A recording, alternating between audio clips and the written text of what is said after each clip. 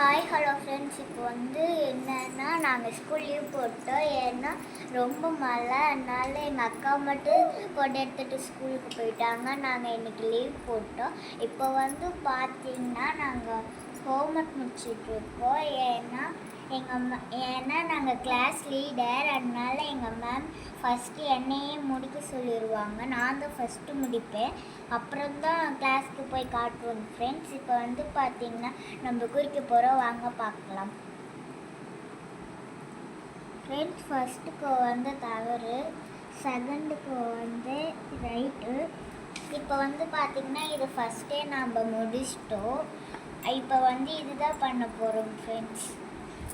கீழே தரப்பட்டுள்ள உணவில் உள்ள சத்துக்களை கண்டுபிடித்து எழுதுக. இப்போ பார்த்திங்கன்னா இட்லி, அதுக்கு கார்போஹைட்ரேட் வந்துருக்கு ஃப்ரெண்ட்ஸ். அதுதான் நம்ம எழுத போகிறோம்.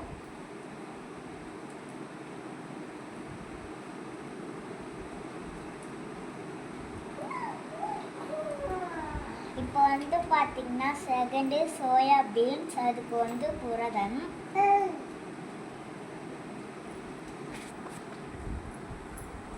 இப்போ தயிர் ஃப்ரெண்ட்ஸ், அதுக்கு கொழுப்பு.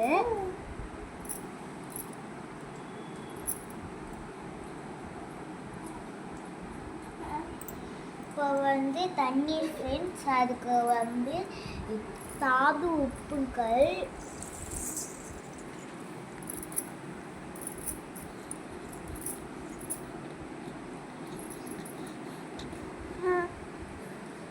அப்புறம் சாப்பாடு ஃப்ரெண்ட்ஸ், அதுக்கும்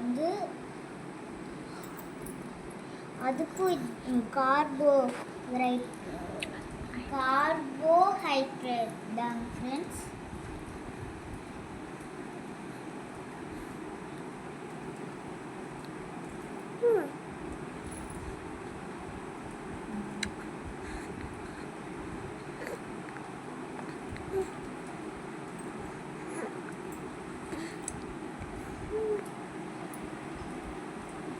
இப்போ உளுந்து வடை, அதுக்கு இப்போ அதுக்கு புரதம் ஃப்ரெண்ட்ஸ்.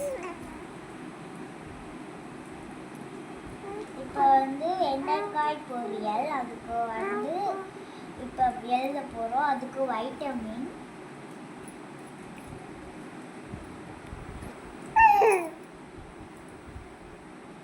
இப்போ பாசிப்பயிறு, அதில் இருக்க இப்போ சத்துக்கள் தான் ஃப்ரெண்ட்ஸ் இப்போ நம்ம எழுதிட்டு இருக்கோம். இப்போ எயித்துக்கு பார்த்திங்கன்னா புரதம். இப்போ நெய்க்கு பார்த்திங்கன்னா கொழுப்பு தான் ஃப்ரெண்ட்ஸ்.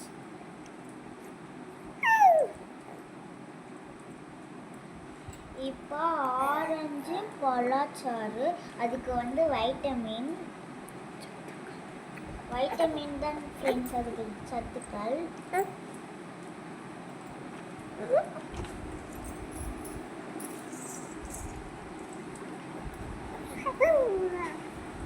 பன்னீருக்கு ஃப்ரெண்ட்ஸ் இப்போ கொழுப்புன்னு தான் ஃப்ரெண்ட்ஸ் நினைக்கிறோம், ஆனால் கொழுப்பு தான் அதுக்கு. இப்போ பார்த்திங்கன்னா இப்போ இதுக்கு தாது உப்புக்கள் ஃப்ரெண்ட்ஸ். இதுக்கு ஆன்சர். எதுக்கு ஆன்சர்? கீரை பொரியலுக்கு ஃப்ரெண்ட்ஸ். அதில் என்ன சத்து இருக்கு? தாது உப்புக்கள்.